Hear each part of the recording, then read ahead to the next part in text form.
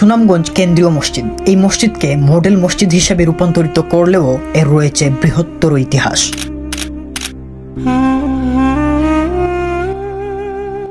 আমি এখন আছি সুনামগঞ্জের মডেল মসজিদে, যেটা হচ্ছে গিয়ে 2022 সালে প্রথম উদ্বোধন করা হয়। মডেল মসজিদের পাশেই রয়েছে পুরাতন সেই কেন্দ্রীয় মসজিদ, যা যুগের পর যুগ ধরে হাজারো মুসল্লির কপালের স্পর্শের সাক্ষী। সুনামগঞ্জ শহরের প্রাণকেন্দ্রে গড়ে ওঠা এই মসজিদের পূর্বে রয়েছে সুনামগঞ্জ পৌরসভার বড় পুকুর, পশ্চিমে সুনামগঞ্জ জেলা স্টেডিয়াম, উত্তরে সরকারি জুবিলি উচ্চ বিদ্যালয় এবং দক্ষিণে এইচএমপি উচ্চ বিদ্যালয়। মসজিদের ঠিক পূর্ব দিকে হচ্ছে গিয়ে সুনামগঞ্জ পৌরসভার পুকুরটা, উত্তরে হচ্ছে গিয়ে এইচএমপি স্কুল, আর হচ্ছে দক্ষিণে হচ্ছে গিয়ে আপনার সরকারি জুবিলি স্কুল। আমি নিজে এইচএমপিতে পড়ছি। যখন আমরা এইচএমপিতে পড়তাম, আমি পড়ছি হচ্ছে গিয়ে আপনার অনেক আগে, যখন হচ্ছে গিয়ে এই মসজিদটা ছিল না, তখন আমরা এই মসজিদে এসে নামাজ পড়তাম, কিন্তু এটা ছিল হচ্ছে পুরাতন মসজিদটা। আর এখন তারপরে 2022-এ এই মসজিদটাকে মডার্ন মসজিদ হিসাবে রূপান্তরিত করা হয়েছে।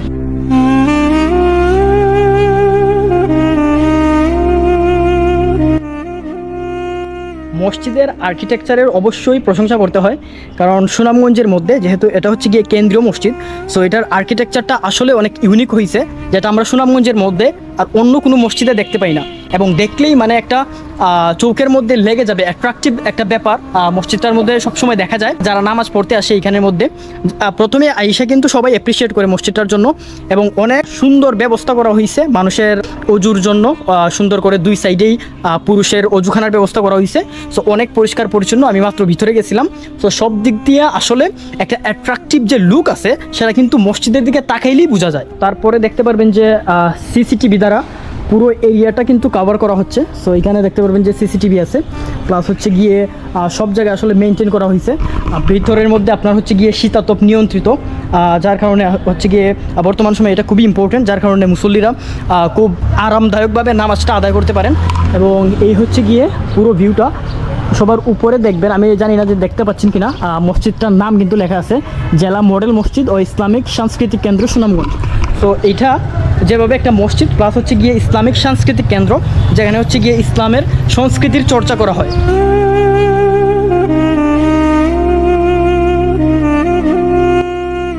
এই মসজিদের মধ্যে একসাথে প্রায় 1200 মানুষ নামাজ আদায় করতে পারেন।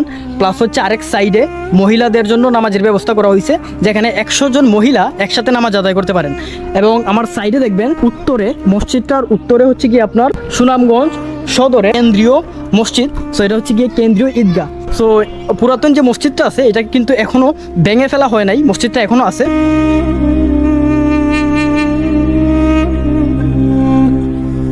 সুনামগঞ্জের মধ্যে এই মডার্ন মসজিদটা হচ্ছে একমাত্র মসজিদ যেখানে ইমামদের জন্য ট্রেনিংয়ের ব্যবস্থা আছে, এবং হচ্ছে গিয়ে আপনার যারা হজে যেতে চায় এখানে রেজিস্ট্রেশন করা যায়, তারা হচ্ছে গিয়ে ওদেরকে গাইডলাইন দেয়।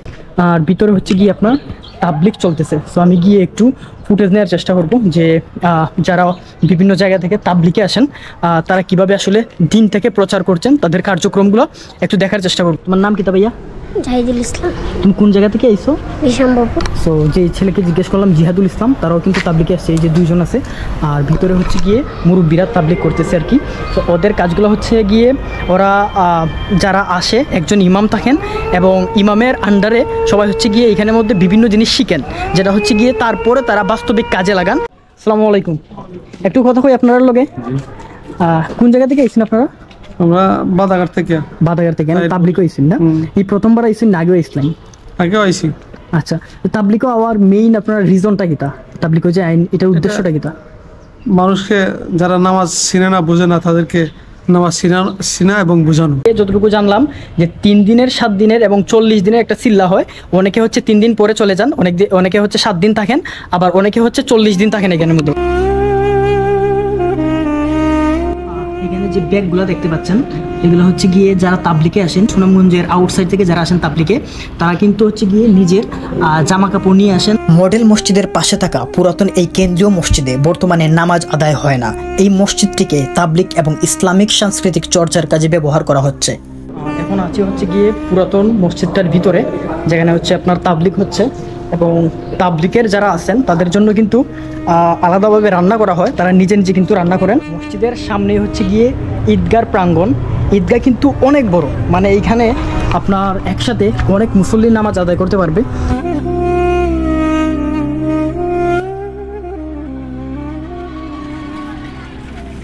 এখানে আসার পরে ভাই একটার সাথে দেখা হয়েছে আর কি, ও হচ্ছে গিয়ে ফিজকে চিনে। সো ফিজ ভাই যদি এই ভিডিওটা দেখে থাকো, তোমার একজন ফ্যান কিন্তু, ঠিক আছে, এই যে ভাইটা। তো আগে হচ্ছে আপনাদেরকে যেমনটা বললাম যে আগে জাস্ট পুরাতন মসজিদটা ছিল এবং সামনে হচ্ছে গিয়ে আপনার নতুন মডার্ন মসজিদ করা হয়েছে। তো দুইটা কিন্তু এই জায়গায় দাঁড়াইলে একই ফ্রেম থেকে কিন্তু দুইটা মসজিদ একসাথে দেখা যায়। তো এটা হচ্ছে গিয়ে আপনার পুরাতন মসজিদটা আর এই হচ্ছে গিয়ে নতুন মসজিদটা, আর এই জাস্ট মসজিদটার মধ্যে আপনার নামাজ হচ্ছে। সো নামাজ পড়ার সময় কিন্তু যারা তাবলিকে আছেন বা হচ্ছে যারা আশেপাশের মানুষ আছেন সবাই মিলে কিন্তু একসাথে জামাত পড়েন।